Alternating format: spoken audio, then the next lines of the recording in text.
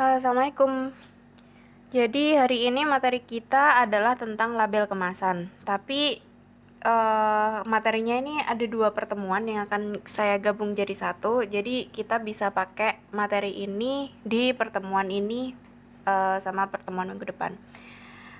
Kita itu sebagai desain grafis, ranah kita itu ada di perwajahan dari suatu produk kemasan. Jadi di sini saya benar-benar mengkhususkan di label kemasannya. Jadi kayak aspek grafis dari kemasan. Soalnya kemasan itu ada banyak ya, dan ada banyak bidang yang terkait sama kemasan. Di DKV dan desain grafis kita itu ngurusin tentang layoutnya kayak gimana, visualnya kayak gimana, tampilannya kayak gimana. Sedangkan teman-teman kita yang ada di desain produk, mereka lebih ngukur-ngukur tentang ukurannya kayak gimana, apakah itu nanti botolnya ketika ditutup itu terap apa enggak, terus dia tumpah atau enggak, terus bentuknya kayak gimana. Jadi aspek-aspek struktural packaging kayak gitu itu nggak akan kita pelajari, kecuali bagian yang struktural packaging untuk box yang kemarin, karena box itu part of layout dan itu masuk ke ranah kita juga. Jadi mergingnya antara DKV sama si desain produk itu ada di kemasan box yang kemarin kita udah praktekkan.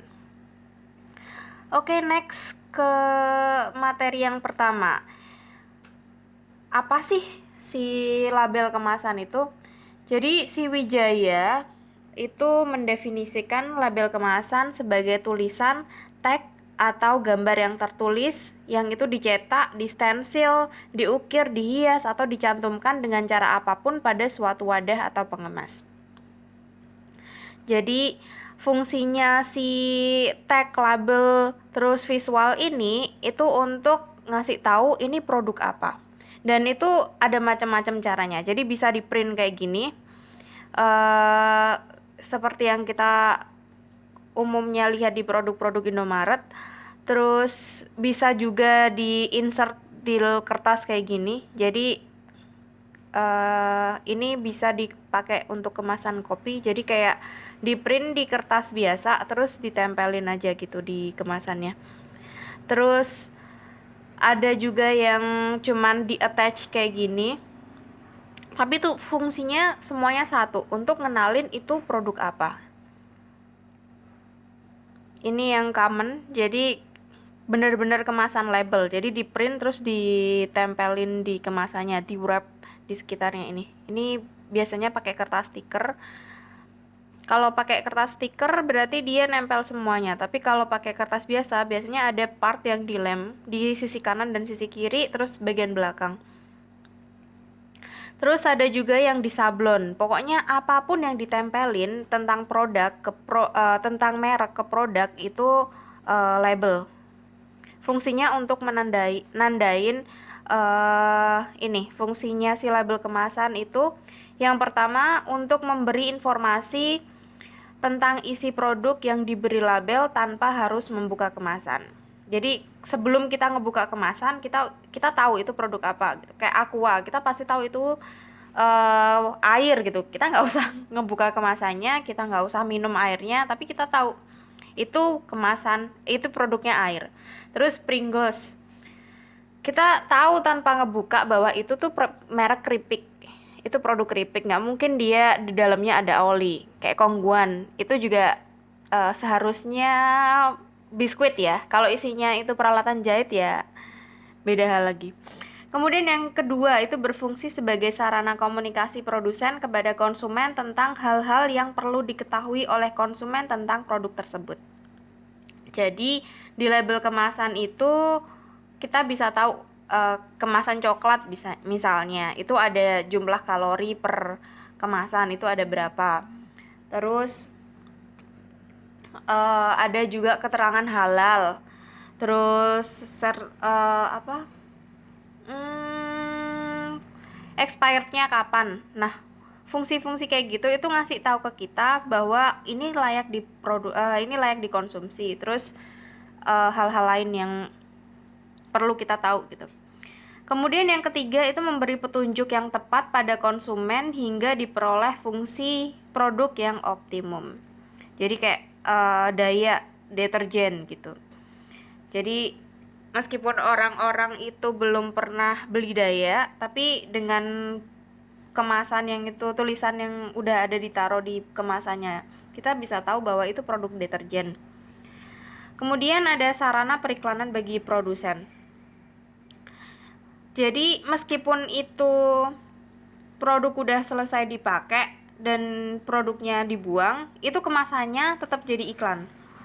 Kita ngebuang kemasan boba, kita bisa tahu, kita bisa notice itu merek apa, Janji Jiwa, Lain Hati, atau merek-merek yang lain. Jadi meskipun itu jadi sampah, kita bisa tetap tahu itu produk apaan. Kemudian memberikan rasa aman bagi konsumen, soalnya itu pasti ada jaminan. Di suatu merek itu selalu ada jaminan.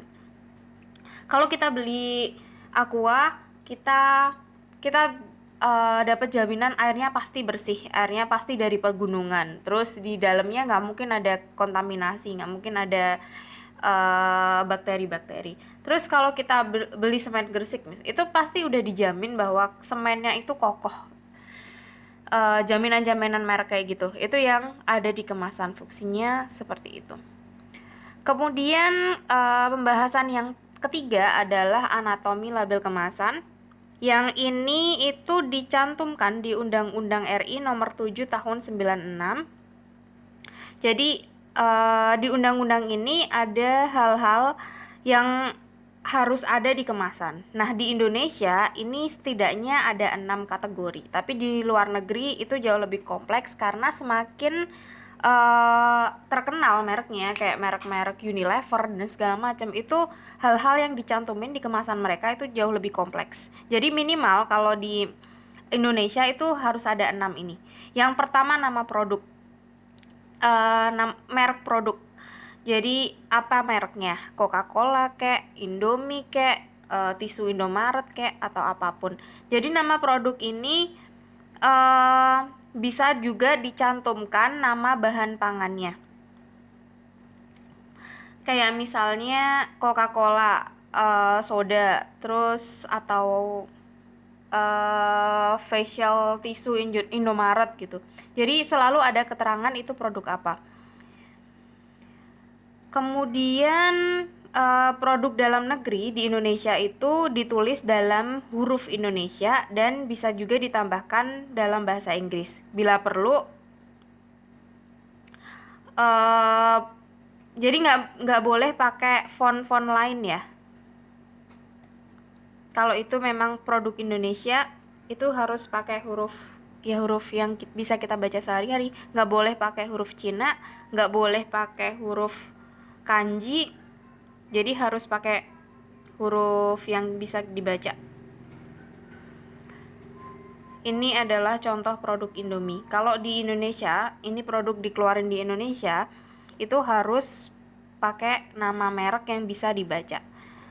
Nggak boleh kayak gini, nggak boleh pakai huruf Arab kayak gini. Kita nggak bisa baca itu. Ini Indomie sih emang, tapi ya nggak semua orang bisa baca huruf Arab. Jadi kalau itu diterbitkannya produk itu di Indonesia, berarti harus pakai font yang bisa kita baca. Kemudian ada daftar bahan yang digunakan. Ini yang kedua. Jadi selain nama dan kategori produk, yang kedua itu ada daftar bahan yang digunakan atau yang disebut dengan nutrition facts. Jadi si nutrition facts ini biasanya udah dari lab. Jadi si produsen ini mereka ngasih produknya ke lab, terus dari lab itu di breakdown, ada kalorinya berapa, kolesterolnya berapa, proteinnya berapa, vitamin A nya berapa, kayak gitu, berapa persen dari diet 2000 kalori. Terus si ini tuh terdiri dari penyusun produk, termasuk bahan tambahan makanan yang digunakan harus dicantumkan secara lengkap.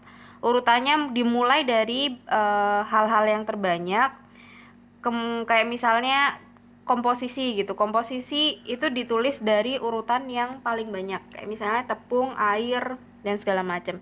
Kalau yang vitamin dan mineral ini nggak dicantumkan di komposisi, tapi dicantumkan di nutrition facts. Beberapa perkecualiannya adalah untuk komposisi yang diketahui secara umum atau makanan dengan luas permukaan tidak lebih dari 100 cm.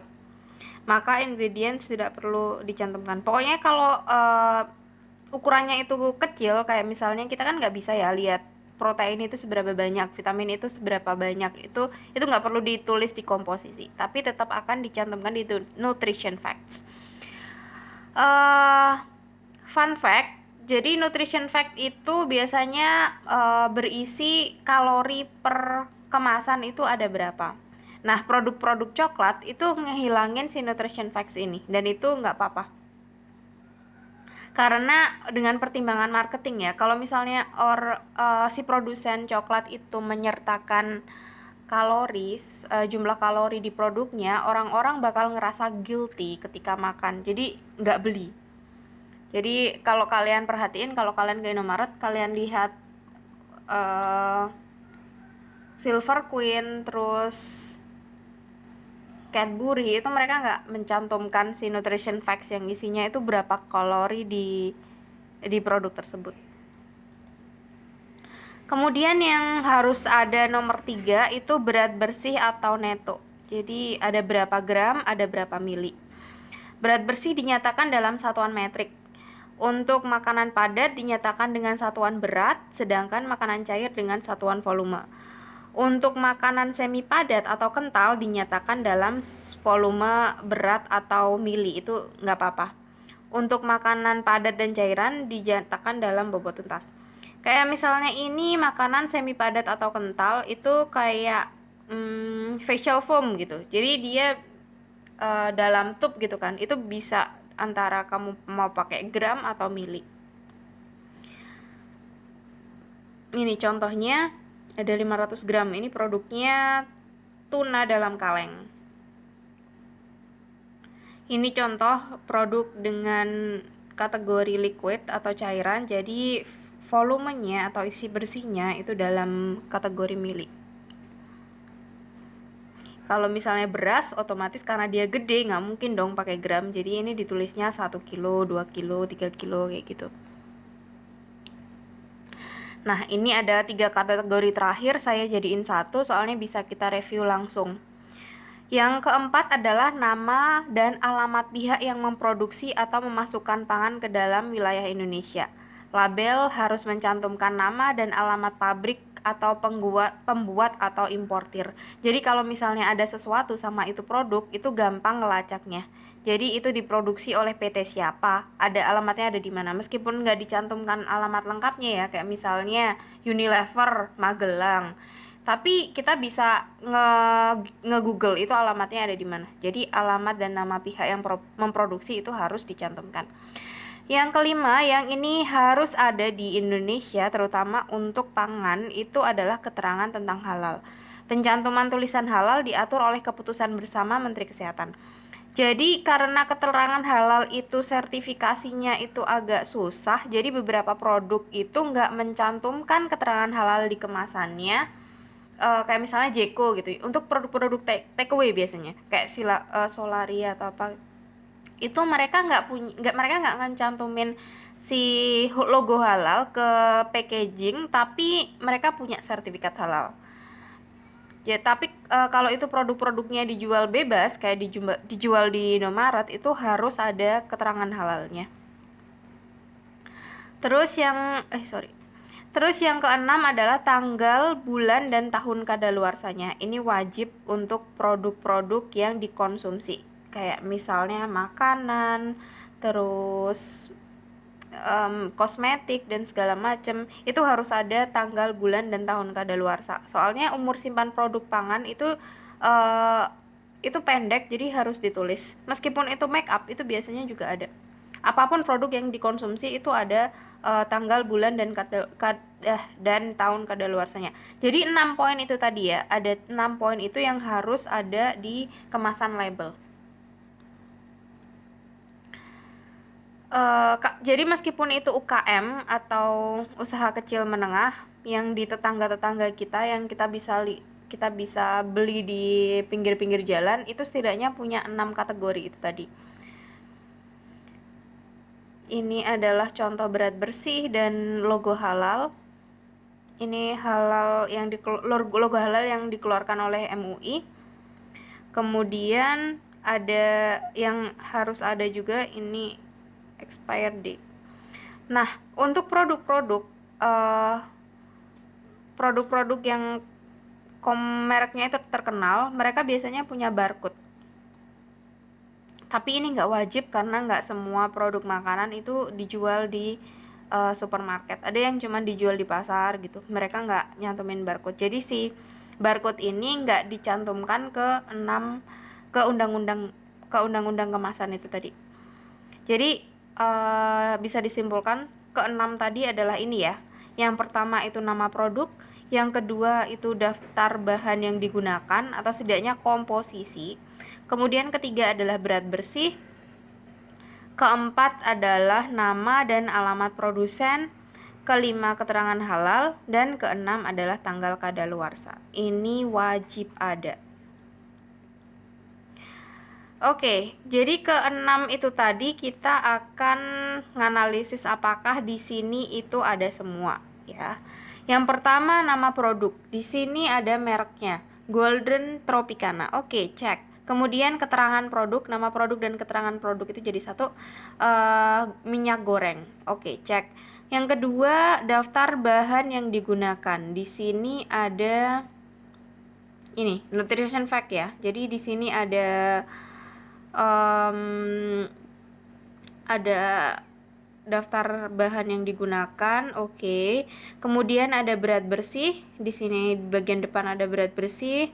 Ada nama dan alamat produsen. Ini diproduksi oleh PT Golden Tropicana, Jalan di Boronegoro. Ini komplit banget. Biasanya memang produk-produk yang mereknya kuat itu mereka mencantumkan alamat yang pasti. Sedangkan produk-produk UKM itu nggak mencantumkan alamat pasti. Jadi nggak pakai jalan, nggak pakai nomor, cuman alamatnya aja. Kayak misalnya Ting Ting Jahe diproduksi di Surabaya gitu. Kenapa kayak gitu? Karena produk-produk gede itu mereka udah punya pabrik, jadi alamatnya tuh tetap. Sedangkan produk-produk UKM itu kadang-kadang tempat produksinya itu pindah-pindah karena mereka sewa ruko, mereka nggak punya alamat tetap, jadi cuman diproduksi di kotanya aja, itu nggak apa-apa. Kemudian yang kelima ada keterangan halal nggak? Di sini ada logo halalnya ya. Jadi logo halal yang dikeluarkan oleh kemasan itu biasanya ada halal yang tulisannya halal kayak gini, atau halal yang tulisannya melingkar atau halal MUI. Jadi kalau misalnya nggak punya sertifikatnya itu logonya itu nggak dikeluarkan MUI, si produsen bisa nyantumin kayak gini aja, halal gitu. Soalnya ngurus si sertifikat halal ke MUI itu agak ribet dan memang prosesnya lama. Jadi it's okay kalau misalnya pakai keterangan halal yang nggak pakai logo MUI kayak gini. Kemudian yang keenam, apakah ada tanggal kadaluarsanya? Ada. Tapi di sini nggak dicantumkan karena ini foto dari internet kan. Tapi di sini kode produksi dan tanggal kadaluarsa itu dicetak di sini. Jadi nggak di print di kemasannya, tapi dicetak setelah produk itu selesai diproduksi. Jadi bisa ditok, bisa pakai stempel, bisa pakai stiker dan segala macam. Oke, jadi yang pertama tadi adalah nama produk. Di sini ada ya, Moya Silky Pudding. Terus yang kedua ada daftar jenisnya. Di sini ada komposisi. Nah, di snack-snack ini mereka nggak semuanya nyantumin si nutrition facts yang isinya itu berapa kalori. Soalnya orang kalau makan snack itu pengennya nggak stres lagi gitu. Tapi kalau bagi orang-orang yang gampang gendut itu ngelihat kalori itu bisa bikin stres. Jadi itu sengaja nggak dicantumkan untuk produk-produk snack, dan itu secara saintifik, secara marketing itu proven. Jadi dengan mereka tidak mencantumkan si kalori dan nutrition fact, itu penjualannya tambah tinggi. Tapi ini masih sesuai dengan undang-undang karena mereka nyantumin ini komposisi. Jadi gula, creamer dan segala macam ini. Kemudian juga ada berat bersih. ada logo halal, ada diproduksi oleh siapa, dan oke, di sini kita nggak bisa ngelihat tanggal kadaluarsanya karena biasanya tanggal kadaluarsa itu ditaruh di sini ketika produksi. Tapi ini karena mock up ya, jadi nggak ditaruh di sini. Tapi pasti ada. Nah, ini bedanya sama logo halal MUI. Logo halal MUI itu tuh yang hijau gini, yang hijau dan melingkar. Kalau ini kan logo halal yang bukan MUI. Tapi pasti dia udah ada sertifikatnya. Untuk ngeluarin logo ini, si MUI itu ada tahap-tahap tertentu yang harus dilewatin. Kayak ada proses administratif. Oke, yang pertama yang ini, apakah ada ini produk UKM? Jadi apakah ini sesuai dengan undang-undang? Yang pertama ada merek, nama produk. Di sini ada SUS, gula pasir lokal. Oke, cek. Kemudian ada keterangan komposisi atau bahan. Gula pasir mengandung pengawet sulfit. Oke, cek. Tanggal kadaluarsa ada di sini. Kemudian ada berat bersih. Ada didistribusikan oleh ini PT Lotte Shopping Indonesia. Oke, cek semuanya. Karena ini Lotte ya. Jadi si Lotte itu memang mereka bergerak di pasar komoditas juga. Pasar komoditas itu maksudnya produk-produk yang pokok kayak misalnya beras, gula, minyak kayak gitu. Jadi kalau ini PT Lotte karena dia gede kan, makanya ada SNI sama ada barcode-nya. Ini nggak wajib di UKM. Oke, itu tadi adalah syarat apa aja yang harus ada di kemasan label, di label kemasan. Next, yang paling ribet yang bebannya itu 2 SKS adalah ini, mendesain label kemasan, karena kita benar-benar harus detail masalah ini. Yang pertama saya akan ngejelasin dulu kompetisi standar apa yang harus dimiliki oleh desainer grafis dalam mendesain kemasan. Jadi kompetisi standarnya itu ada 6. Yang pertama itu kalian harus bisa mengidentifikasi isi kemasan. Kemudian yang kedua, kalian juga harus bisa menentukan kegunaan kemasan. Yang ketiga, kalian bisa mengidentifikasi target pasar. Yang keempat, melakukan konsultasi dengan tenaga ahli. Yang kelima, melakukan kompilasi data dan informasi sesuai dengan kebutuhan pelanggan. Dan keenam, yang terakhir, menentukan bentuk dan desain kemasan. Oke, kita ke part kompetisi yang pertama dulu, mengidentifikasi kemasan dan kenapa ini penting. Jadi produk-produk itu punya karakteristik tersendiri, dan karakteristik produk yang akan dikemas itu menentukan pemilihan jenis kemasan, dan ini ditentukan oleh cara penyajian atau pengawetan makanan. Di tahap ini kita juga harus bisa menganalisis potensi bahaya atau kerusakan produk. Jadi intinya itu kita harus tahu itu produk isinya apa sebelum kita menentukan kita mau pakai kemasan apa. Dan biasanya kategori si produk itu dikategorikan jadi 2. Yang pertama adalah high risk food dan yang kedua adalah low risk food. Jadi yang pertama ini adalah makanan-makanan dengan tingkat kontaminasi yang tinggi. Kayak misalnya kelembapannya tinggi, keasamannya rendah, dia punya banyak nutrisi, terus dia itu basah karena kelembabannya itu tinggi itu tadi ya, jadi rawan terkontaminasi bakteri, jamur, patogen, dan lain-lain. Contohnya itu ada ikan, daging, produk cair-cairan kayak susu, madu, dan segala macam itu. Jadi dia itu nggak bisa digeletain gitu aja, harus ada sesuatu yang ngebungkus itu. Apa aja yang bisa dipakai ngebungkus? Nah, itu macam-macam. Ada yang dibungkus pakai plastik, ada yang dibungkus pakai beling, ada yang pakai aluminium foil, itu macam-macam. Yang kedua adalah jenis makanan yang low risk food atau memiliki kontaminasi yang rendah. Jadi meskipun dia itu punya kadar air yang tinggi, tapi punya kulit yang melindungi. Terus dia punya keasaman yang tinggi, Kemudian kontaminasinya itu cenderung lebih rendah. Contohnya adalah buah, sayur, umbi-umbian. Jadi mereka itu kan punya barrier alami, mereka punya kulit-kulit alami. Nggak kita apa-apain pun dia biasanya udah awet lah. Seminggu, kayak kelapa gitu bisa sebulan. Kalau misalnya si kentang kita keringin dikit itu bisa sampai 3 bulan. Jadi kayak low risk. Meskipun kita kemasan, kita cuma ngasih kemasan yang jarang-jarang kayak misalnya arang-arang atau bambu basket, apa sih bambu basket, besek kita taruh besek aja. Kita nggak perlu kasih effort yang gede untuk ngebungkus makanan-makanan ini, tapi dia nggak apa-apa kah, tapi mereka nggak apa-apa, mereka oke. Tapi kalau yang ini nggak bisa. Ini kita taruh di meja aja dalam 10 menit itu udah ada laler yang ngelilingin. Terus bakteri-bakteri itu gampang banget kontaminasi. Mereka itu butuh treatment kemasan yang beda. Jadi dalam tahap mengidentifikasi isi kemasan ya, kalian harus tahu itu produknya itu yang bakal kalian bungkus itu apa? Minyak kah? Deterjen kah atau apa? Nah, dari situ kalian bisa menentukan itu tadi harus dibungkus pakai material apa. Yang kemudian nomor 2, kalian harus bisa menentukan kegunaan kemasan.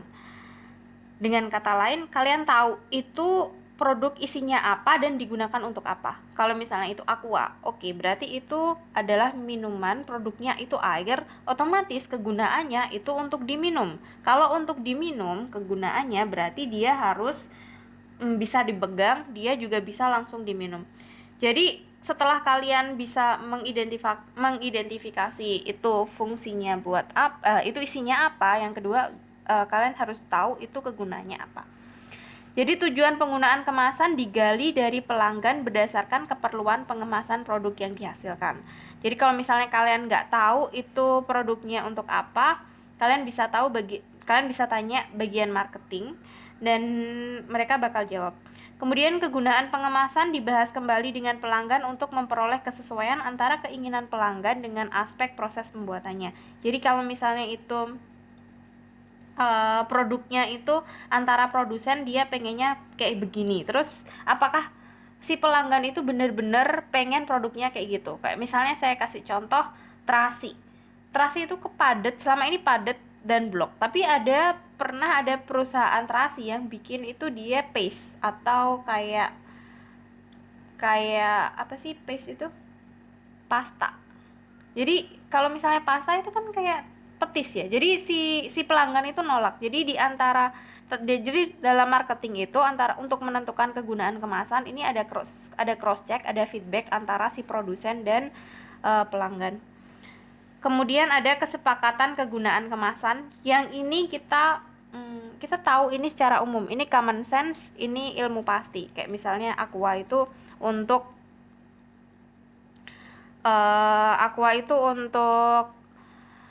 minum kayak gitu. Next, nah contohnya kayak gini. Common sense ya untuk kesepakatan kegunaan kemasan. Jadi kalau misalnya kalian mau nge-package produknya itu saus, nggak mungkin kan kalian semprot gini, ya kan?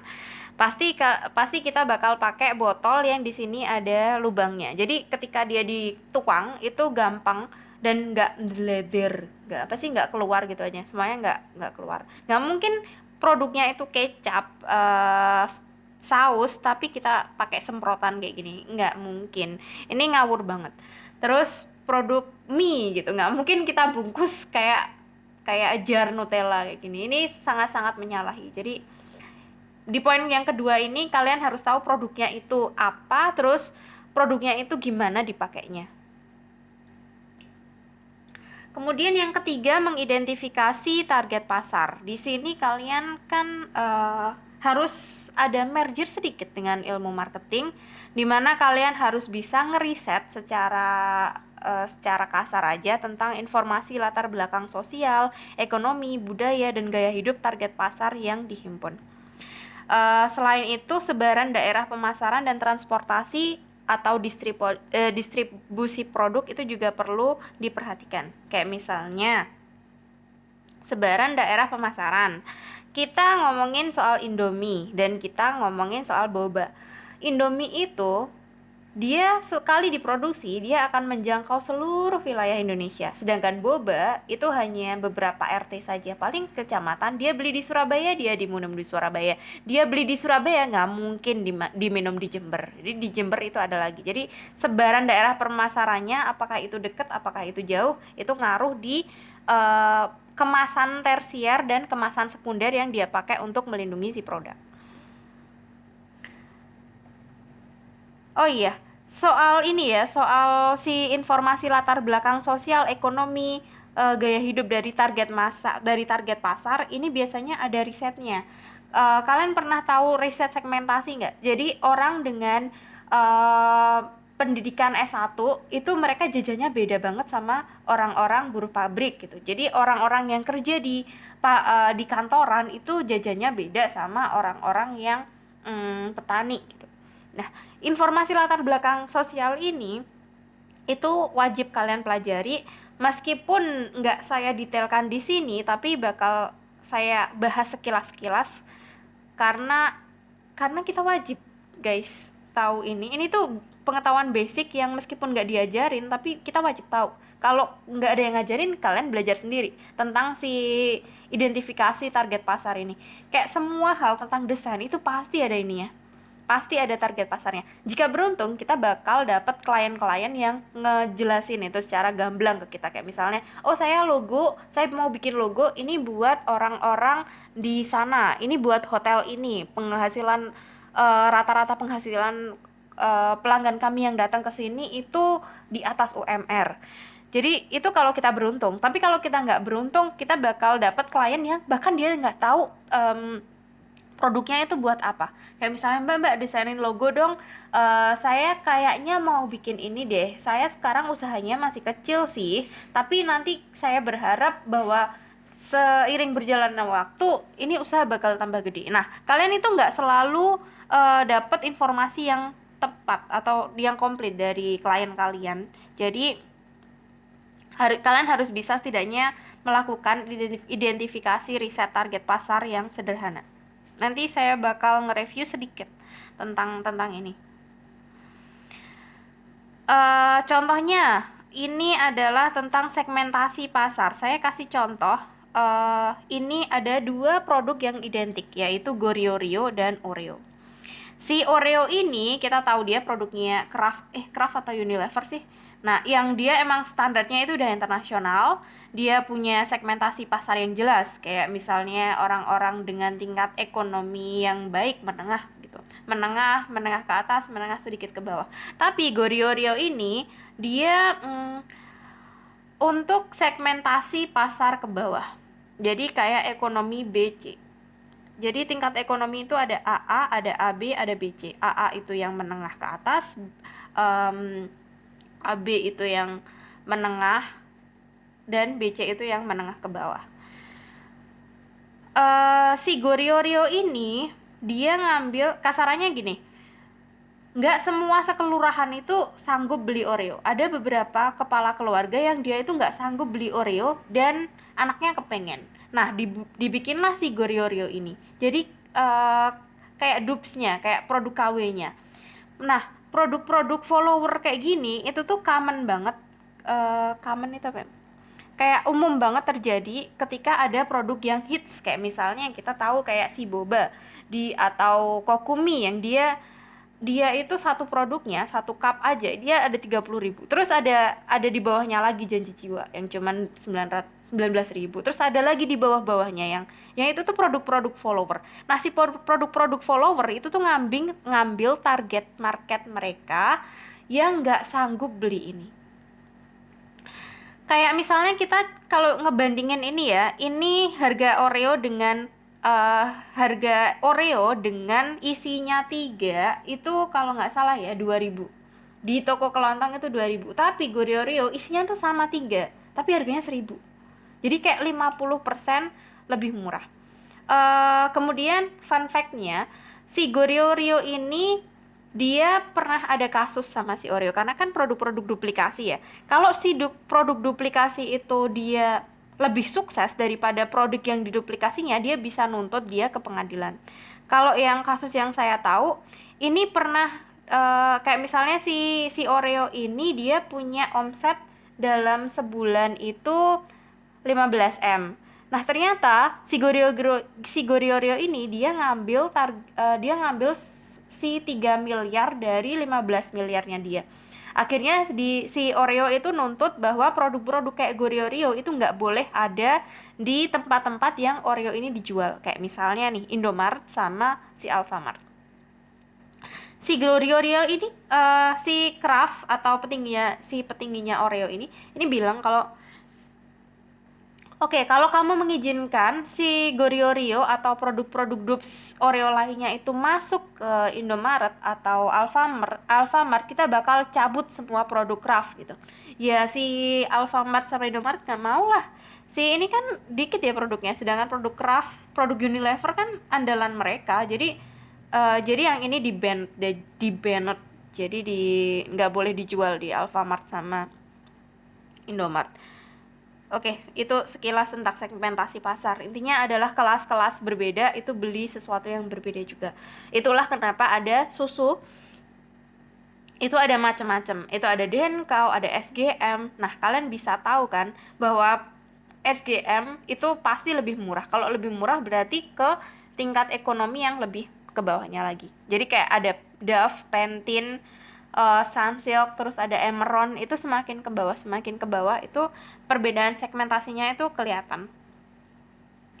Nah, apa sih hubungan kalian itu mengetahui si segmentasi pasar sama ngedesain kemasan? Itu beda banget guys. Jadi kalau misalnya kita tahu bahwa si kemasan ini untuk menengah ke atas, kita nggak akan ngedesain dia kampungan. Kita akan ngedesain dia elegan, sesuai dengan kaidah-kaidah desain yang berlaku, sesuai dengan prinsip-prinsip desain. Nggak ada sesuatu yang berlebihan. Tapi kalau misalnya kita mendesain sesuatu untuk menengah ke bawah, itu pasti gonjreng.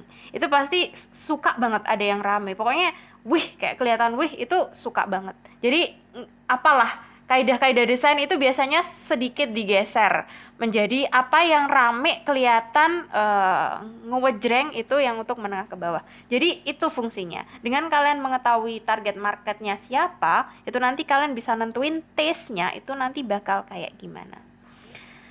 Nah, contohnya seperti ini. Ini adalah bakmi mewah yang seharga berapa ya sekarang? Jadi 12.000 apa ya? Awalnya sih cuma 8.000, sekarang jadi 16 ribuan. Dan di sini ada mie sedap yang harganya cuma 2.300. Nah, dari packagingnya aja kita bisa ngebedain gitu.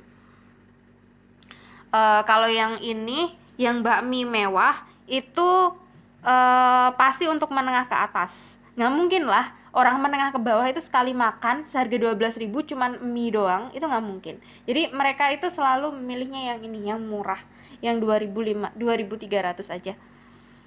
Jadi dari packagingnya aja dibedain. Yang ini itu ada ke packaging primer, ada packaging sekundernya. Ini dibungkus, selain di dalamnya itu ada aluminium foilnya,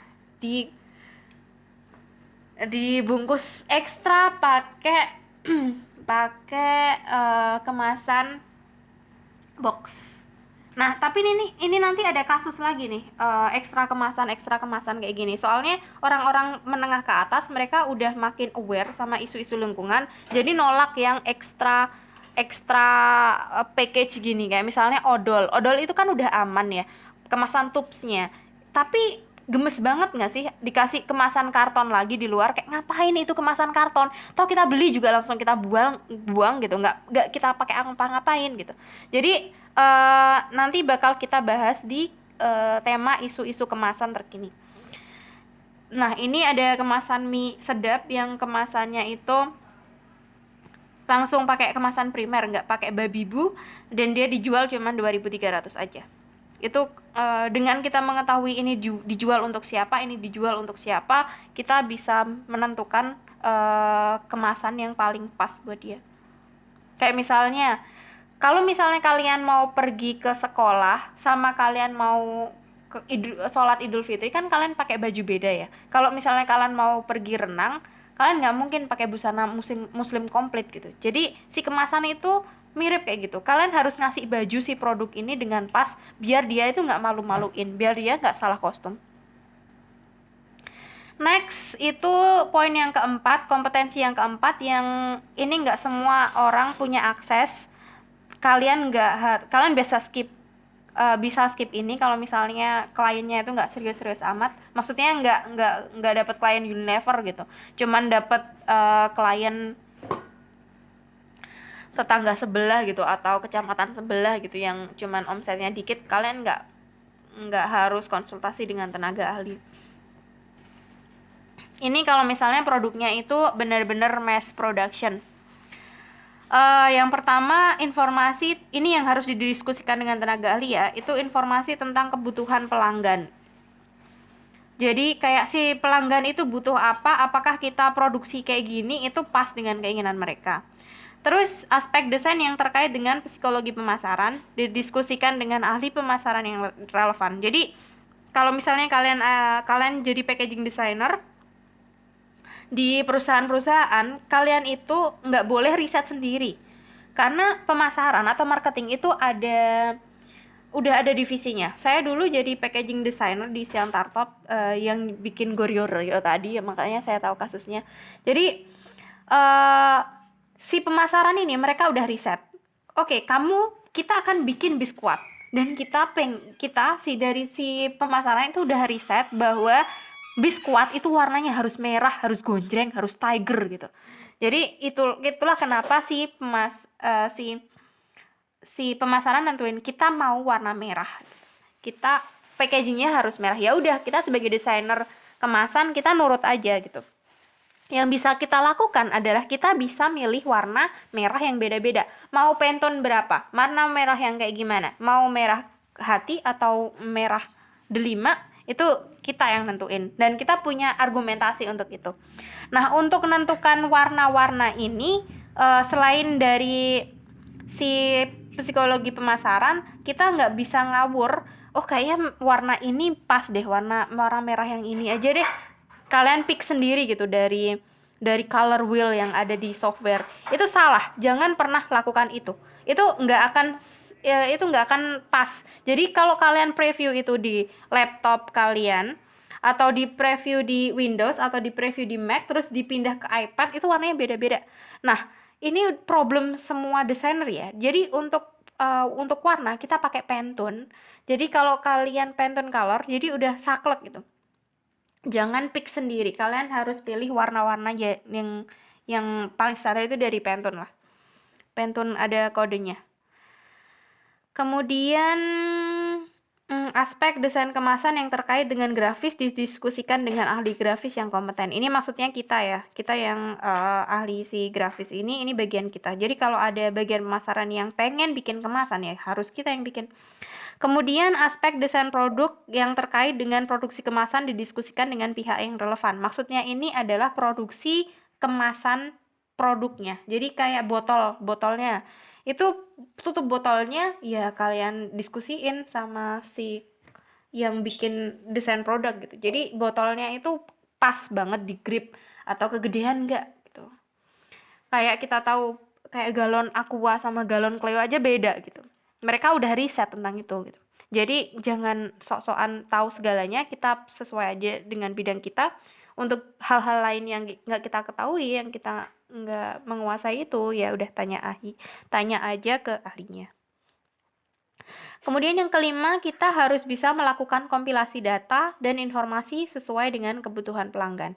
Tahap ini dinamakan dengan brainstorming. Jadi istilahnya di sini kita udah dapat data kan, kita dapat data produknya apa, kegunaannya apa, terus plus lain dari pendapat dari ahli. Nah, di tahap kelima ini kita pakai itu untuk brainstorming. Jadi brainstorming itu adalah tahap pendekatan di desain. Kalian itu ngejabarin semua possibility dan semua solusi yang dibutuhkan. Jadi solusi kalian punya problem A, nggak selalu jawaban kalian itu langsung ke B loh. Kadang bisa aja ke B, C, D, E. Nah, dari opsi-opsi solusi itu mana yang paling baik? Itu nanti dijabarin di sini, dianalisis di sini. Kemudian tahap yang terakhir tentu saja mendesain kemasan. Dan untuk mendesain kemasan ini, kalian butuh 5 kompetensi. Yang pertama adalah teori warna, ini udah dipelajari, cek. Kemudian tipografi juga sudah, layout sudah, creative writing atau copywriting ini nggak terlalu relevan untuk proyek kita. Jadi kita bisa skip ini. Memahami standar nasional atau internasional yang berlaku itu udah barusan tadi di awal. Yang ada 6 itu yang minimal. Oke, jadi saya akan nge-review setelah ini ya. 3 ini aja. Meskipun saya sangat-sangat percaya bahwa kalian udah apal ngelontok tentang 3 poin ini, tentang teori warna, tentang tipografi, tentang layout, tapi saya akan ngebahas sedikit aja just in case kalian lupa. Oke, yang pertama teori warna. Si studi marketing ini ngejelasin bahwa warna dapat mendorong persepsi alam bawah sadar serta perilaku para konsumen. Setiap warna mempunyai dampak psikologis yang berbeda-beda. Meskipun secara khusus unsur pemilihan desain warna menjadi salah satu tugas desainer, namun menjadi hal yang penting bagi para pelaku bisnis untuk mengetahui makna psikologis di balik kemasan produk. Berikut adalah beberapa makna warna dalam pembuatan kemasan. Jadi ini lebih saya khususkan aja di warna untuk kemasan ya. Yang pertama itu adalah warna kuning. Kuning itu identik ketika kita ngelihat warna kuning ya, respon psikologis kita itu optimis, harapan, filosofi, ketidakjujuran, pengecut untuk budaya barat ya. Kuning ini nggak bagus buat produk-produk ini. Pengkhianatan, pencerahan, dan intelektualitas. Tapi di Indonesia itu si warna kuning ini diasosiasikan dengan 3 poin ini. Jadi kayak optimis, harapan, filosofis, pokoknya fun dan cerah gitu. Si warna kuning ini kalau di agama Hindu dia jadi warna keramat. Kuning adalah warna yang hangat, cukup menarik perhatian dan sangat baik jika dijadikan background untuk teks hitam karena akan lebih mencolok. Contohnya seperti ini, teks hitam. Jadi dua warna aja itu udah pop up banget. Ini saya pakai contoh kemasan apa ya ini? Kemasan jajan sama ini kemasan packagingnya kosmetik. Jadi si warna kuning itu tuh kalau kita ngelihat dampak psikologis dari kita ngelihat warna kuning itu kayak cerah, kayak seolah-olah memberikan harapan yang indah gitu. Itu warna kuning. Nah, warna-warna kuning, warna-warna kemasan itu biasanya diasosiasikan langsung dengan dia ingredientsnya apa. Jadi kalau kuning itu nanas gitu, hijau itu kiwi, hijau itu orange itu jeruk kayak gitu. Jadi untuk produk-produk makanan itu langsung udah direct ke bahannya itu apa. Kemudian warna oranye, dia warm juga, dia mirip sama warna kuning tapi lebih rush, lebih punya energi. Jadi ini adalah contoh-contoh produk kemasan warna orange. Jadi kalau pakai warna orange itu kayak secara otomatis itu produk lebih murah gitu. Kayak punya asosiasi itu gitu. Makanya produk-produk biskuit-biskuit di Amerika dia sering banget pakai warna orange sama merah. Kalau itu produk untuk menengah ke bawah. Terus ini asosiasi rasa itu biasanya langsung ya. Kemasan rasa orange itu pakai kemasan yang warna sama buahnya. Ini udah di riset. Kalian bisa baca jurnalnya. Asosiasi warna buah terhadap kemasannya. Itu direct banget. Efeknya itu langsung. Jadi semakin dia kelihatan kayak buahnya, kita secara psikologis bisa bisa ngerasain itu real gitu. Ini contoh penggunaan warna kemasan orange, dia digabungin sama putih dan hitam. Ini kelihatan clear banget. Terus to the point, ini clean. Kemudian warna merah. Jadi respon kalau misalnya kita lihat kemasan yang warnanya merah, itu kita punya power, kita punya energi, kita punya kehangatan, itu menggambarkan cinta, nafsu, agresi, bahaya, berpendirian, dinamis, dan percaya diri. Ini warna merah itu bukan warna untuk apa ya? Bukan warna untuk remaja sih. Ini lebih ke orang-orang dewasa. Warna merah biru itu untuk remaja. Untuk orang dewasa.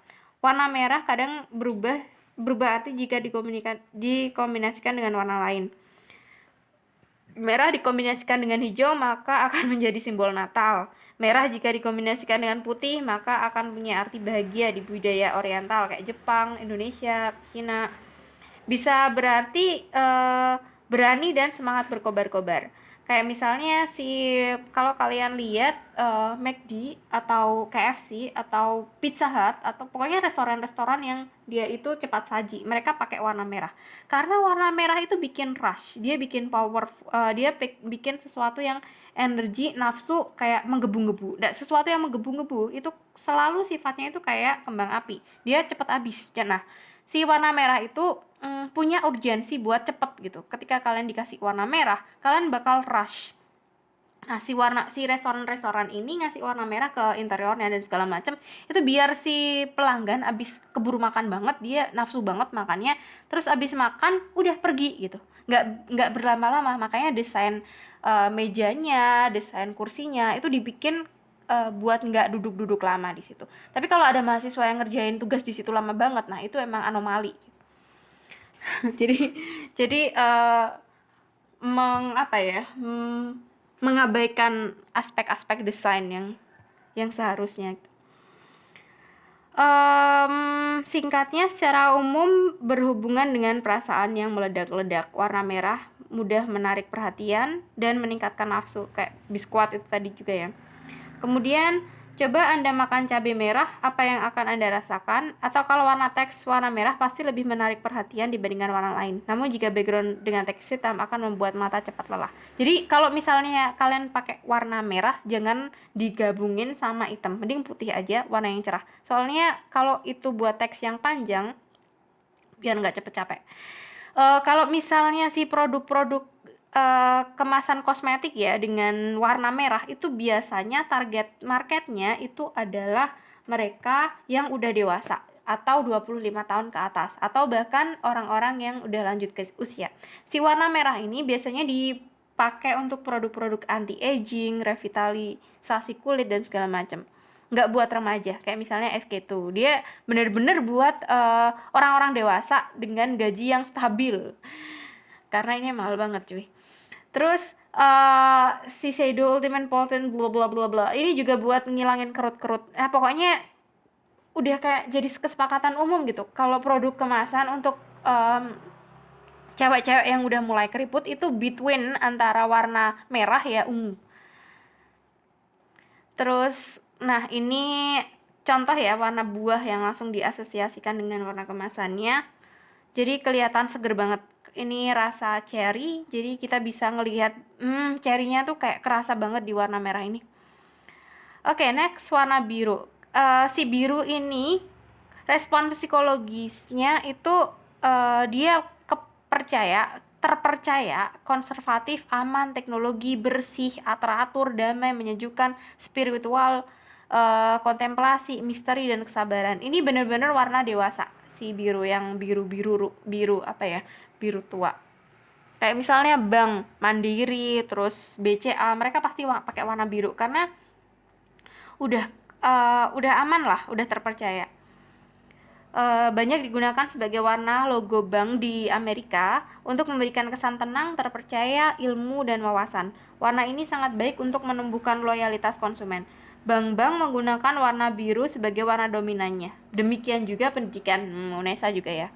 Terus bank-bank di sini juga pakai si warna biru. Mandiri, BRI ya kan? Itu dua-duanya BUMN. BUMN dia badan usaha milik negara, jadi warnanya biru. BCA juga warna biru. Sesuatu yang punya warna biru itu biasanya diasosiasikan sebagai sesuatu yang udah deh, kamu percaya deh sama kita gitu. Kayak ngelihatnya tuh ayem gitu, kayak nggak mungkin neko-neko, nggak mungkin kita apa ya, gagal atau bahaya ketika di warna biru. Biru itu selalu aman gitu, kayak aqua gitu.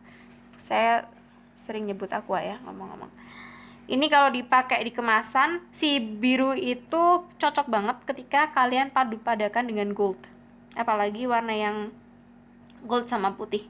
Kalau kalian padu-padakan dengan warna yang hitam atau font black, dia bakal nggak kelihatan.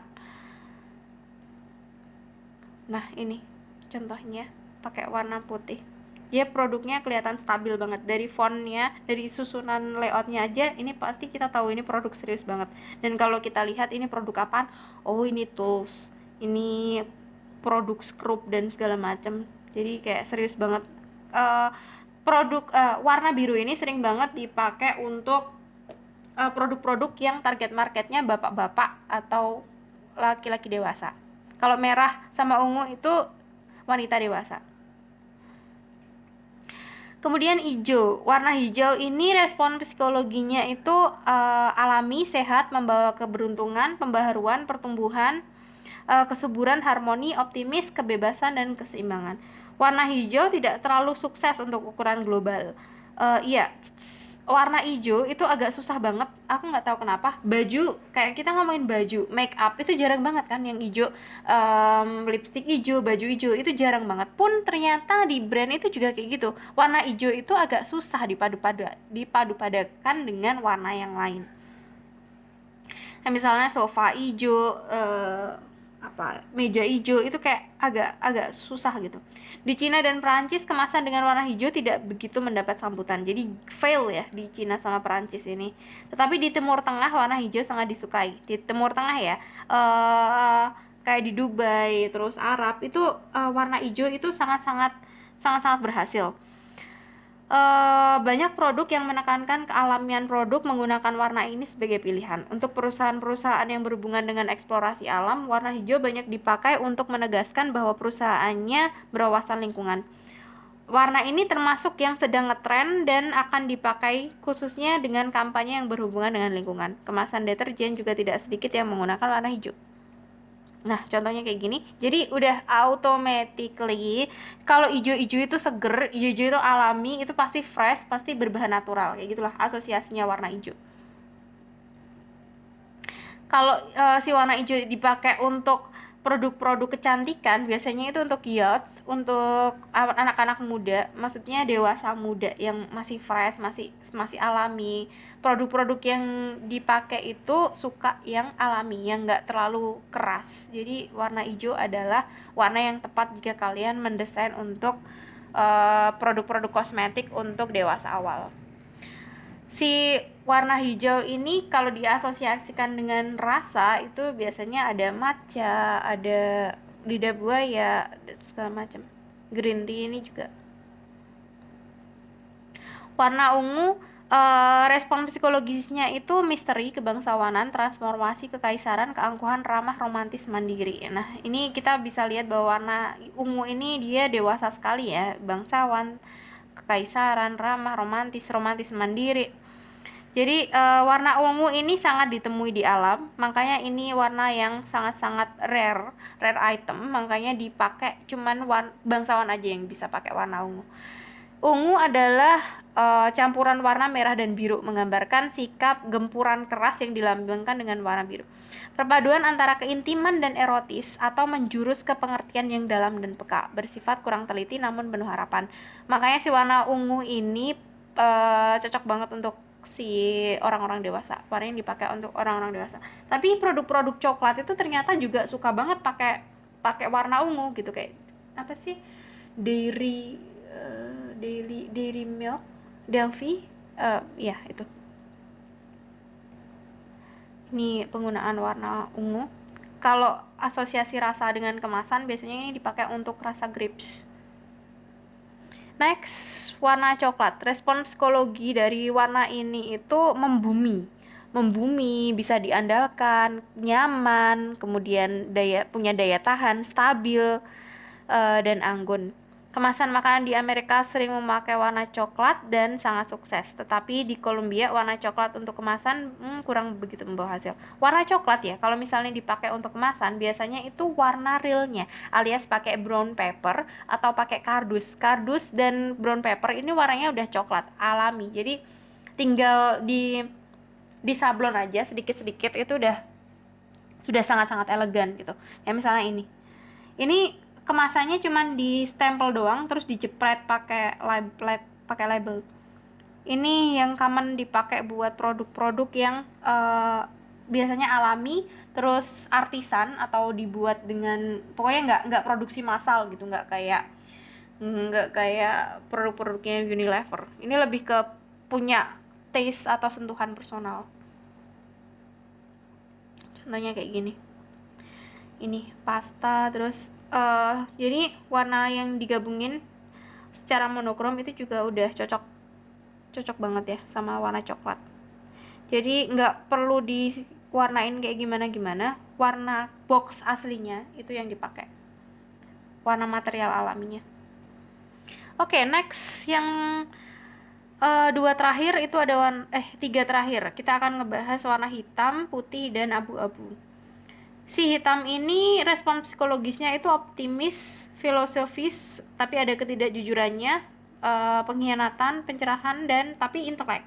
Jadi warna hitam ini biasanya dipakai untuk cowok-cowok. Biasanya cowok-cowok menggunakan warna hitam untuk produk-produknya. Saya salah copy paste yang ini, jangan dibaca. Oke, ini produk yang sangat berasosiasi untuk laki-laki ya. Tidak berarti tidak jujur sih, tapi ini memang diasosiasikan dengan kemisteriusannya atau kemaskulinitasnya. Jadi real black. Ini produk lip balm tapi pakai warna kayak gini. Beda banget kan kalau misalnya ini pakai pink. Kalau misalnya si warna hitam itu dipakai untuk kemasan makanan, warna-warna lain itu bakal pop, kayak ngepop banget. Si warna hitam itu somehow bisa ngebikin warna-warna lain lebih mencolok. Buat snack, jajan itu bagus banget karena kayak warna lain itu jadi punya ruang, kayak punya point of interest. Ini produk-produk kemasan yang entah itu kosmetik, deterjen, shampoo dan segala macam. Kalau itu biasanya buat cowok itu pakai warna hitam atau biru dongker. Nah ini maksudnya tadi yang kalau warna hitam bagian lain tuh kayak nge-pop up gitu, kayak point of interest kita tuh cuman ada di sini. Oke, next warna putih. Respon psikologisnya itu menggambarkan power, kecanggihan, kematian untuk beberapa budaya, kemudian misteri, seksualitas, kesedihan, keanggunan, independen, wibawa, penyendiri, disiplin, dan berkemauan keras. Jadi warna putih ini di budaya barat itu melambangkan kesedihan. Kalau misalnya di kemasan, si warna putih ini bikin sesuatunya itu clean. Produk-produk kesehatan itu biasanya pakai warna putih. Jadi kalau misalnya itu dipakai di makanan sama kayak merah, sama kayak hitam. Jadi warna-warna lain itu kelihatan ngepop banget. Next, abu-abu, respon psikologisnya intelek, dia punya masa depan. Ini yang silver gitu ya. Kemudian ada melambangkan kesederhanaan. Ini humble, warna abu-abu itu warna yang humble. Kayak dia itu kayak everyone like it. Ini yang digabung sama glossy, dia bakal kelihatan lebih silveran. Jadi humble banget ya. Dia nggak arogan, dia humble. Ini sangat-sangat cocok untuk kalau kalian punya segmentasi pasar menengah dan menengah ke bawah. Next, color harmony atau gimana sih ngepadu-paduin warna biar dia itu match, atau gimana sih saya memadu-padukan warna jadi itu tuh kelihatan bagus banget di mata nih, kayak ya Allah indah banget gitu. kayak ini ya. Jadi kita tahu-taunya aja kita nggak tahu kan prosesnya kayak gimana, tapi masya Allah setelah jadi itu kayak bagus banget. Ini cuman warna monokrom tapi kayak astaga bagus banget. Ini juga masa gimana sih ketemunya ini orang, ini desainer bisa memadu-madakan tiga warna ini. Itu teorinya ada di color harmony guys. Ini jadi ini nggak asal pick up ya. Kalau kalian masih desainer awal, saya sangat-sangat percaya bahwa pemilihan warna kalian, pemilihan perpaduan warna kalian itu masih alay. Jangan khawatir, nanti jam terbang akan menyelamatkan kalian. Jadi milih macam-macam warna itu tentu saja ada di teori warna, yang ini pastinya udah kalian pelajari di kelas Trimatra. Jadi ada warna primer dan warna sekunder. Warna primer itu ada merah, hijau. Ini CMY, cyan magenta yellow, CMY. Karena ini cetak ya, cetak. Jadi kemasan itu nanti bakal dicetak. Jadi jangan pernah kalian pakai RGB. Kalau misalnya kalian kelas fotografi, oke pakai RGB. Tapi kalau yang untuk kemasan, ini buat dicetak guys. Jadi kalian harus pakai yang cyan magenta yellow. Jadi warna primernya ada 3 ini. Kemudian keseimbangan warna adalah dengan menggabungkan antara hot color dan cold color. Dan penggabungan itu sifatnya ada macam-macam, ada komplementer yang harus bersebelahan. Ini ibaratnya kalian naruh koin di sini. Jadi dia itu harus balance, dia antara sini sama sini itu harus balance. Kalau kalian pakai kombinasi warna yang berseberangan di color harmony ini, kalian nggak mungkin fail. Dijamin, saya jamin 100% kalian nggak akan fail. Kemudian ada warna analogus, dia gradasi, 2 warna yang gradasi tadi. Ini yang dipakai untuk kemasan yang ini warna analogus. Tapi yang ini yang komplement, yang seberangan tadi. Kemudian kalian bisa pakai analogus sama kontras, jadi kayak ini 2 dijadiin 1, jadi kayak antara analog sama komplement dijadiin 1, jadi warna seberang dan 3 warna di atasnya. Kemudian ada kontras 3 warna, kemudian ada kontras 4 warna, dan ini semua kalian padu-padain semuanya melalui di sini. Tapi jangan khawatir, kalau kalian nggak jago di sini dan pemilihan warna kalian masih alay, kita selalu bisa mengandalkan Pantone Color. Jadi di websitenya Pantone itu ada macam-macam warna yang dia itu ngasih referensi the color of the year. Dan color of the year itu udah udah satu set gitu. Warna ini bagus digabungkan dengan warna ini. Jadi saya nggak capek-capek milih-milih lagi, saya biasanya pakai dari situ.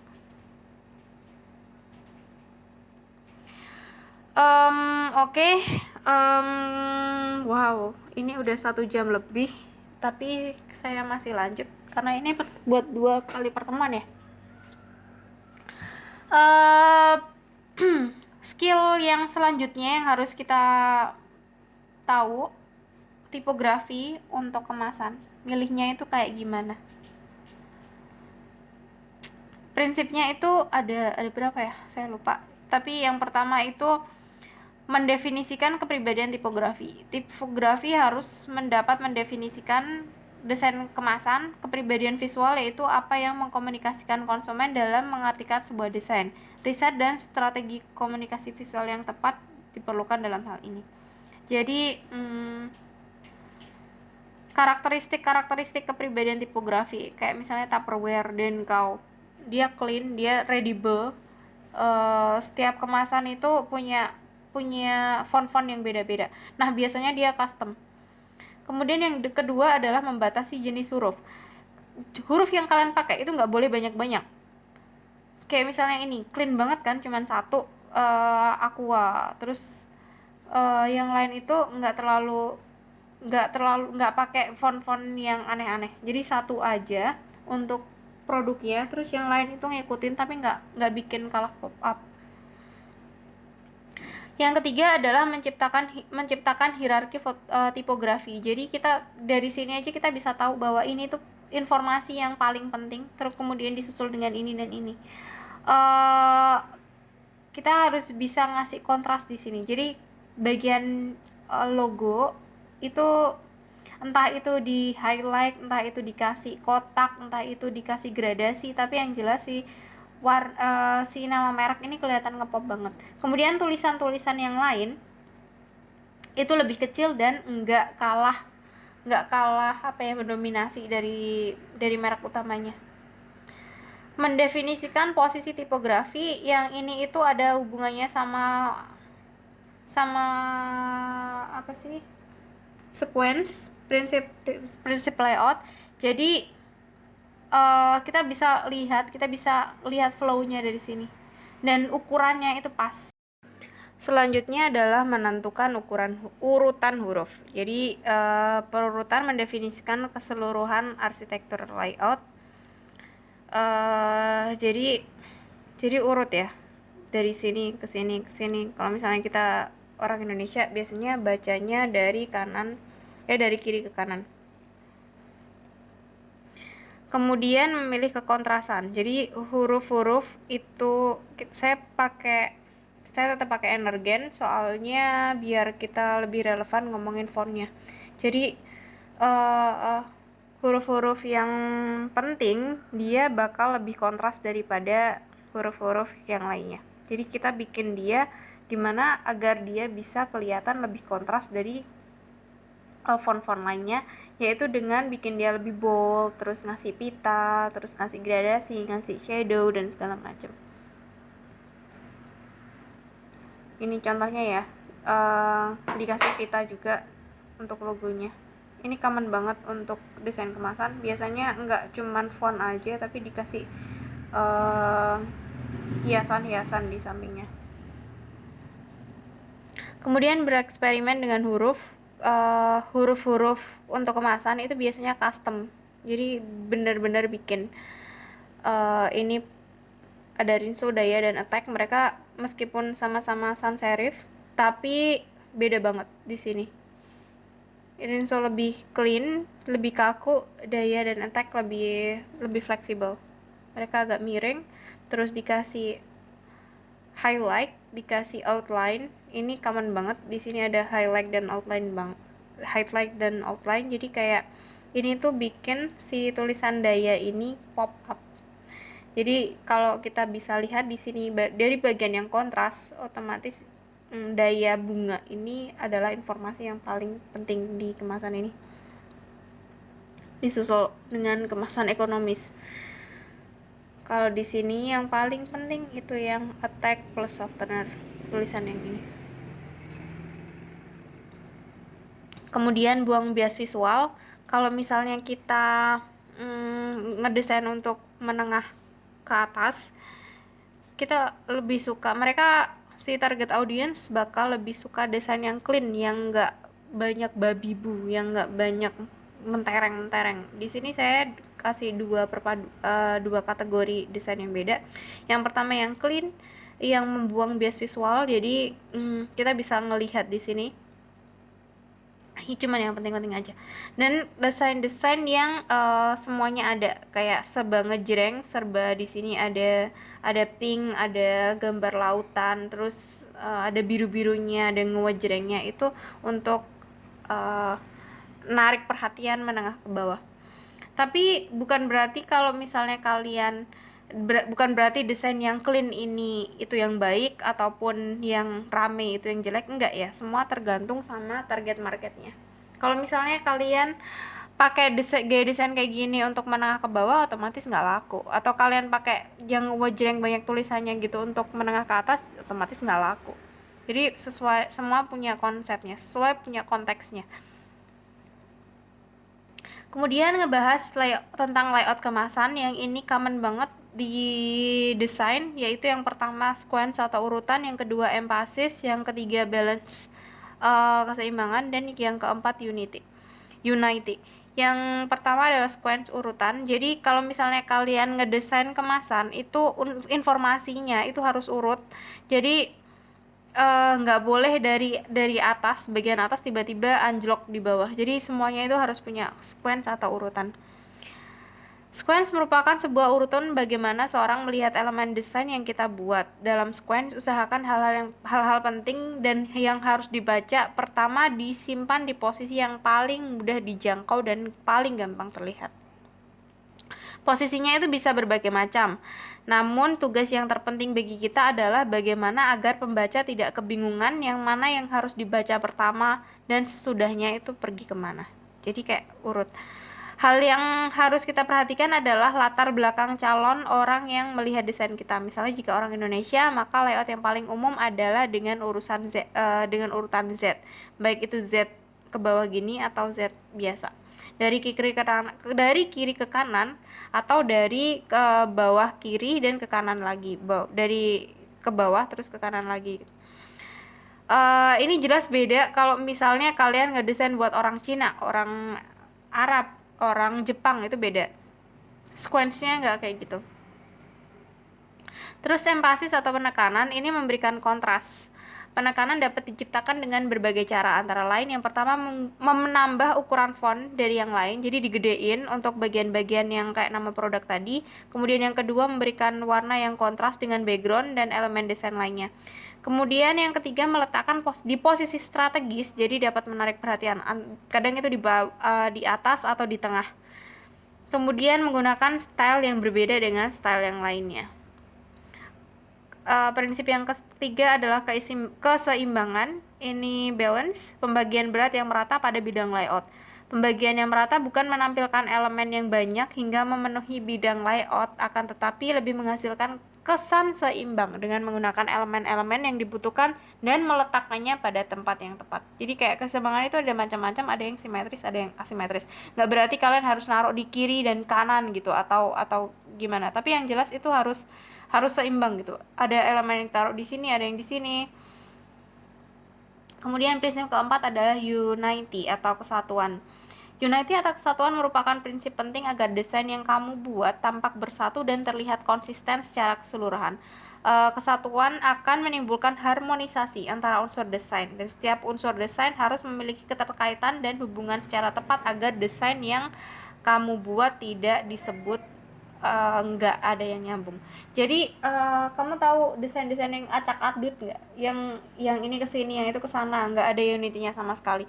Kabar buruknya adalah dengan kalian mengetahui 4 jenis kategori desain ini, kayak unity, balance, dan segala macam itu nggak serta-merta bikin kalian jago ngedesain. Kalian harus praktekin ini dan jam terbang yang bakal nentuin yang akan mengasah kemampuan kalian. Oke, kita sampai di akhir materi, jadi segitu aja. Sekitar berapa jam ya saya ngomong? Ada 1 jam lebih. Ada 1 jam lebih beberapa belas menit. Jadi maaf ya panjang. Jadi akhirnya kita ke tugas, yaitu tugas kalian adalah meredesain kemasan jajanan tradisional. Deadline-nya masih lama, seminggu lebih, kayak 10 harian. Jadi dikumpulkannya hari Kamis 30 April minggu depan pukul 20.00. Kumulatif via Google Drive, selalu ya name dulu _nama. Kemudian yang dikumpulkan itu ada 5, nggak cuma 1, tapi tugasnya ini sama. Yang pertama adalah foto kemasan sebelum diredesain. Kemudian yang kedua adalah esai tentang analisis target market dan segmentasi pasar. Kemudian yang ketiga adalah hasil redesain kemasan kalian, lengkap dengan ukurannya kayak gimana, full layout. Kemudian mockup desain kemasannya. Jadi kemasan itu nanti dijadiin mockupnya kayak gimana. Dan yang terakhir before dan after. Ini cuma nempel doang. Contohnya kayak gini. Ini contoh pertama, cara kalian menampilkan contoh kemasan yang belum diredesain. Ini kemasan before. Jadi kalian nggak harus cari kemasannya jalan-jalan, nggak, semua bisa didapatkan dari internet. Jadi ini kemasan sebelum diredesain. Habis itu kalian bikin analisnya. Kayak misalnya kekurangannya kemasan ini itu apa sih? Oh, yang pertama, dia itu ribet banget. Dia kemasan itu masih pakai kertas. Jadi nggak terlalu bisa ngelindungin produk. Terus ini nggak ada empasisnya, kayak nggak kontras gitu. Kemudian kalian bikin contoh analisis target pasar, kayak misalnya geografis, itu produknya urban atau rural, desa atau kota. Produk tersebut kayak Jipang gitu, itu ada di mana? ada di sekitar rumah kalian, ada di desa aja, ada dijual di mana. Kemudian ukuran saturan distribusinya itu ada modern outlet atau mana aja, atau ke pedagang grosir atau Indomaret. Kemudian analisis demografisnya, tingkat pendidikan orang-orang yang beli itu tadi apa, terus jenis kelaminnya laki-laki atau perempuan atau keduanya. Kemudian tingkat sosial ekonomi menengah ke bawah, menengah ke atas, kelompok umur, remaja, anak-anak atau dewasa. Kemudian pendapatan individu, apakah berapa uang sakunya?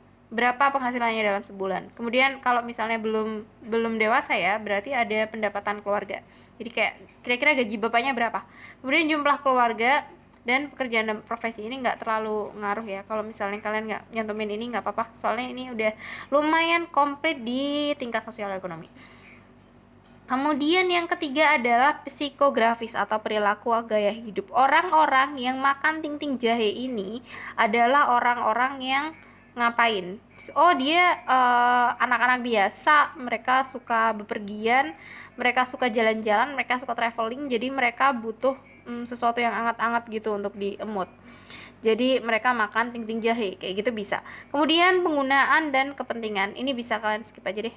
Jadi ada geografis, demografis, dan psikografis. Geografis itu dia dijual kemana, kemudian demografis siapa yang beli, dan psikografis gaya hidupnya ngapain aja.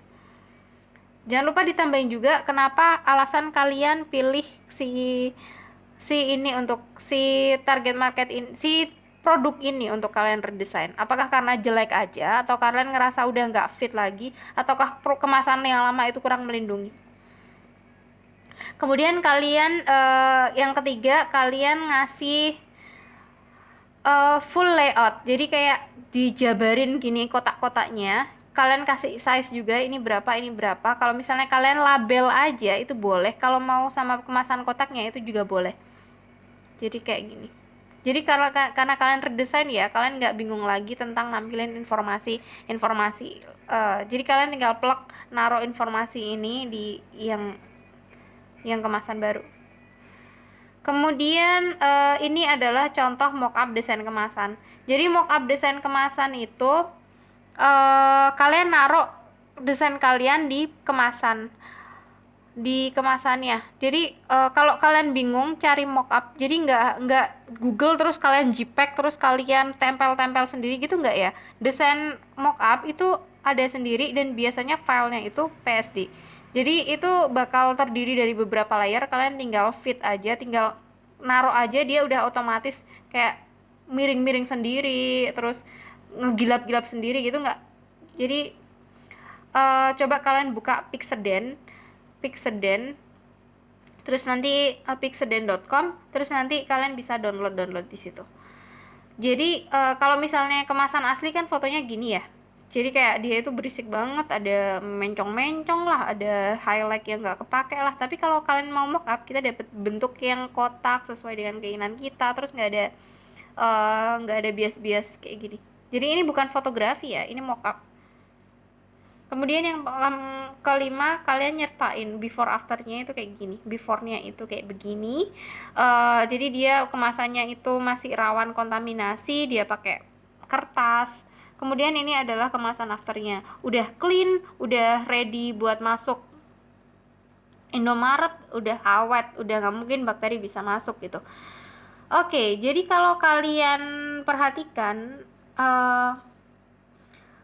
desain kemasan ini before afternya nggak jauh-jauh amat, iya kan? Kayak kita masih bisa lihat warnanya itu merah, terus ada gambar kotak-kotaknya, terus ada gambar jahenya, kayak gitu aja, logonya juga tetap. Kenapa sih kira-kira kayak gitu? Jadi ini fun fact aja, bahwa kenapa sih kemasan itu meskipun dia diredesign, dia nggak bakal jauh-jauh dari kemasan lamanya.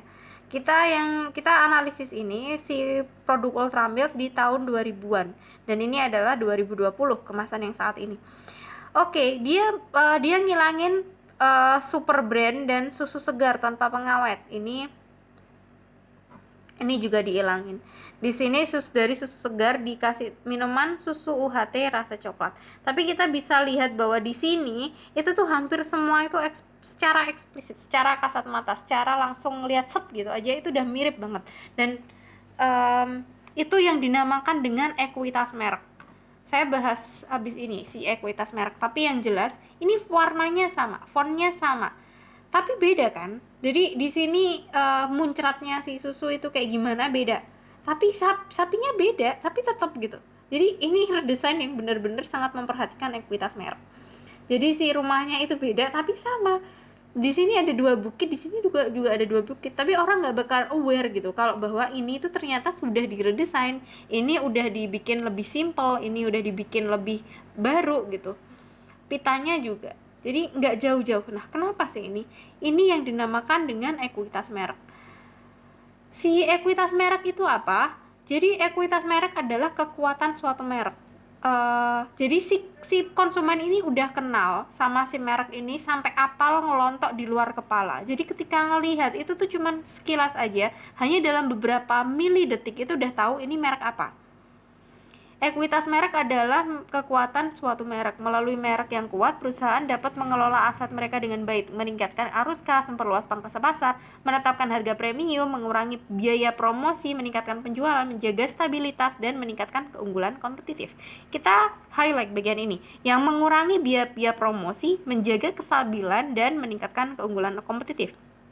Merek-merek yang udah punya ekuitas, dia bener-bener udah brandnya itu udah melekat banget di di benak konsumen. Kayak kalau saya ngebayangin sekarang ya, kemasan Indomie itu saya udah apal banget di luar kepala bahwa dia bakal merah, dia bakal ada mie-nya, dia bakal ada garpunya, bakal ada kacang polongnya. Itu yang dinamakan dengan ekuitas merek.